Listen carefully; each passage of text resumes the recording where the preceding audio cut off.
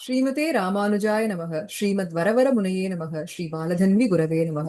ஆழ்வார்கள் வாழி அருளிச் செயல் வாழி. அனைவருக்கும் நமஸ்காரம். இன்றைய தினம் மார்கழி மாதத்தினுடைய 14வது நாள். உங்கள் புழக்கடை தோட்டத்து வாவியுள்ங்கிற இந்த பாசுரம். இந்த பாசுரத்திலே ஒரு பெண் பிள்ளையை எழுப்புகின்றாள் ஆண்டாள் நாச்சியார். பொழுது விடிந்ததற்கான அடையாளத்தை சொல்லும் பொழுது, செங்கல் பொடிக்கூரை வெண்பல் தவத்தவர் என்று சன்னியாசிகள் எல்லாம் எழுந்து அவாவா கோவில்ல திறந்து பூஜைகள் எல்லாம் செய்வதற்காக எழுந்து சென்று விட்டார்கள், நீ இன்னும் தூங்கிட்டு இருக்கியேன்னு சொல்லி எழுப்ப போறா. இந்த இடத்துக்கு 2 பூர்வாச்சாரியருடைய நிர்வாகங்களைத்தான் நாம் இன்றைய தினம் அனுபவிக்க உள்ளோம். இவா 2 பேருக்கும் ராமானுஜருடைய ஆத்மபந்தவம் மட்டுமல்ல, தேக பந்துக்களாகவும் திகழ்ந்தவர்கள். அநேகமாக யாருன்னு உங்க எல்லாருக்கும் இப்போ புரிஞ்சிருக்கும். இப்பொழுது அந்த பாசுரத்துக்குள்ளே நுழைவு. செங்கல் பொடி கூரை அப்படின்னாக்க செங்கப்பொடி கலர் அப்படின்னு சொல்றோம் இல்லையா? அப்படி காவி பொடியால் தோய்த்த வஸ்திரங்களை அணிந்து கொண்டு வெண்பல் தவத்தவர், அதாவது வெளுத்த பற்களையும் உடையவராக இருக்கக்கூடிய சந்நியாசிகள் அனைவரும் தங்கள் திருக்கோவில் சங்கிடுவான் என்று தமது திருக்கோவில்களை திருவுக்கோவிலிட்டு திறக்குகைக்காக கிளம்பி போயின்னு இருக்கா.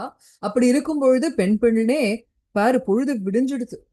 அப்போ பங்கைய கண்ணானான தாமரை கண்ணனான எம்பெருமானை பாட நீ எழுந்து வரலையே, எழுந்து வா என்று அழைக்கின்றார்கள்.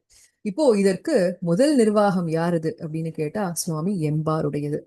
முன்னமே சொன்னது போல இவருக்கு சுவாமி ராமானுஜருடைய தேக பந்தம் உண்டு. சுவாமி ராமானுஜருடைய சொந்த சித்தி பிள்ளை இவர். இயற்பெயர் கோவிந்த பெருமாள். இவரும் யாதவ பிரகாஷரிடத்தே தான் பயின்றார். அப்பொழுது பரமசிவனாரிடத்திலே ஒரு பக்தி ஏற்பட்டு சைவமாக அந்த அந்த மதத்தை ஏற்றுக்கொண்டு உள்ளங்கை கொணர்ந்த நாயனாராக இருந்தார். அந்த காலத்திலே சுவாமி ராமானுஜருடைய கட்டளையின் பேரிலே பெரிய திருமலை நம்பி அவர்கள் திண்ணன் வீடுங்கிற திருவாய்மொழி பாசுரத்தை இவருக்கு இசைத்து எம்பெருமானுடைய பரத்வத்தை நிரூபித்து திருத்தி பணி கொண்டார். பின்னாளிலே உயர்ந்த ஒரு ஸ்ரீ வைஷ்ணவ ஆச்சாரியராக சந்நியாசியாகவும் திகழ்ந்தார் சுவாமி எம்பார் அவர்கள். இப்போ ஓரான் வழி குரு பரம்பரையில எம்பெருமானாருக்கு அடுத்து நாம் எம்பாரைத்தானே சொல்லி கொண்டாடுகின்றோம். ஞான பக்தி வைராகியம் நிறைந்தவராக இருந்தார் சுவாமி எம்பார். இப்போ இவருடைய நிர்வாகம் இந்த இடங்களுக்கு செங்கல் பொடிக்கூரை அப்படிங்கிற வெண்பல் தவத்தவர்ங்கிற இந்த வாக்கியங்களுக்கு இவருடைய நிர்வாகம் 6000 படியிலே சுவாமி அழகிய மணவாள பெருமாள் நாயனார் எடுத்துரைக்கின்றார். இவர் சொல்றார், இதெல்லாம் எந்த சன்னியாசிகளை குறிக்கிறதுனாக்க தாமச குணம் நிறைந்திருக்கக்கூடிய சன்னியாசிகள் என்று. அதாவது இரவெல்லாம் வெத்தலை பாக்க போட்டு நன்னா உமிழ்ந்துட்டு அப்போ பல்லெல்லாம் சகப்பாயிடும் இல்லையா?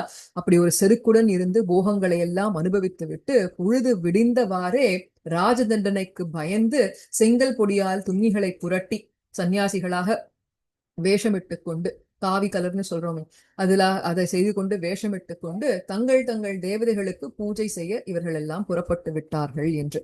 அப்போ தாமச குணம், அதாவது தாமச குணம் நிறைந்திருக்கக்கூடிய இந்த சன்னியாசிகளே எழுந்துட்டா, சத்வகுணமே நிறைந்திருக்கக்கூடிய பெண் பிள்ளையே நீ இன்னும் எழுந்துக்கலையா, எழுந்துக்கோன்னு சொல்லி எழுப்புவது போல. ஏன்னா தாமச குணம் இருந்தாதான் தூக்கம் நிறைய வரும். அப்படி தூக்கம் நிறைய வரக்கூடிய இவர்களே எழுந்தாச்சு, நீயும் எழுந்துவாமா அப்படின்னு சொல்வதாக இந்த இடத்திலே சுவாமி எம்பாருடைய நிர்வாகம் காட்டப்பட்டுள்ளது. அடுத்ததாக சுவாமி பெரிய திருமலை நம்பி அவருடைய நிர்வாகம். அவர் யாரு? சுவாமி பெரிய திருமலை நம்பியும் முன்னமே சொன்னது போல சுவாமி ராமானுஜருடைய சொந்த தாய் மாமா. அதற்கு மேலாக சுவாமி ஆளவந்தாருடைய 5 சிஷ்யர்களிலே பிரதானமான ஒரு சிஷ்யர் இவர். இவர்தான் சுவாமி ராமானுஜருக்கு ஸ்ரீராமாயணத்தில் உள்ள உட்பொருட்களை எல்லாம் திருமலையிலே உபதேசித்தார்.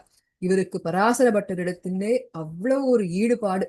பராசர பட்டரை தன்னுடைய பிள்ளையாகவே அபிமானித்திருந்தார். சுவாமி பெரிய திருமலை நம்பியினுடைய இறுதி காலகட்டங்களிலே பட்டர் எந்த திருநாமத்தை உகந்து சொல்வார்னு கேட்டு, பட்டருடைய திருநாமம், அவர் உகக்கக்கூடிய திருநாமம் எதுனாக அழகிய மணவாள பெருமாள் அப்படிங்கிற திருநாமம் தான். அந்த திருநாமத்தை கேட்டு அறிந்து கொண்டு தன்னோட அந்திம காலத்திலே அத்திருநாமத்தையே கூறி திருநாட்டை அலங்கரித்தார் பெரிய திருமலை நம்பி அவர்கள். இவர் இந்த இடத்துக்கு சொல்லக்கூடிய நிர்வாகம் என்னன்னு கேட்டா, உள்ளே இருக்கக்கூடிய பெண் அவள் எப்பேற்பட்டவள்? கோபிகள் எல்லாருமே சத்வகுணம் நிறைந்தவர்கள், அடியார்கள் இல்லையா?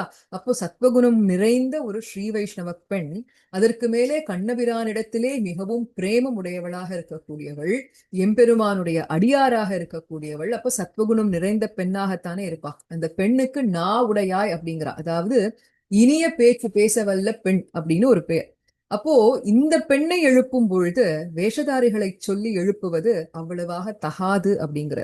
ஏன்னா பொதுவாகவே விடிகாத்தால யாரையாவது எழுப்பும் போது நல்ல வார்த்தைகளை சொல்லிதான் எழுப்பணும். எழுந்திருக்கும் பொழுதே திட்டிண்டு இல்ல தேவையில்லாம அவசொல் இதெல்லாத்தையும் சொல்லிட்டு எழுப்புவது சொல்பவர்களுக்கும் நல்லதல்ல, கேட்டு எழுந்து கொள்ளக்கூடியவர்களுக்கும் நல்லதல்ல. அதனாலதான் நம்ம சம்பிரதாயத்திலே ஹரி ஹரி ஹரி என்று அவனுடைய திருநாமத்தை சொல்லி எழ வேண்டும். கேசவா, நாராயணா, மாதவான்னு எவ்வளவு திருநாமங்கள் இருக்கு. அவற்றிலிருந்து ஒன்றை கூறி அந்த சத்வகுணம் மேலோங்கும் விதமாகத்தான் எழுந்திருக்க வேண்டும். அதனால உள்ள சத்வகுணமே நிறைந்த பெண் அவ தூங்கிட்டு இருக்கறச்சே அவளை எழுப்பும் பொழுது இந்த மாதிரி வார்த்தைகளை சொல்லுவது தகாது, சொல்லியிருக்கவும் மாட்டார்கள் இந்த கோபிகைகள் என்பதனால் இந்த சந்நியாசிகள் யாரு அப்படின்னாக்க ஸ்ரீ வைஷ்ணவ சந்நியாசிகளாகத்தான் இருக்க வேண்டும்.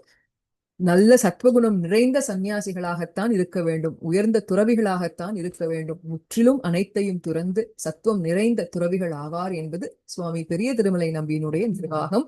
அப்பேற்பட்டவர்களும் எழுந்து எம்பெருமான் அவளுடைய கோவிலை திறக்கிறதுக்காக போயிட்டா, பூஜைகள் எல்லாம் செய்ய போயிட்டா. அதனால பொழுது விடிந்தெடுத்த பெண்ணே நீயும் எழுந்துக்கொள் என்பதாக இந்த இடத்திலே அர்த்தம் காட்டப்பட்டுள்ளது. நாளைய தினம் அடுத்த ஐதிஹ்யத்துடன் சந்திக்கின்றேன். ஆழ்வார் எம்பெருமானார் ஜீயர் திருவடிகளே சரணம். ஆண்டாள் திருவடிகளே சரணம்.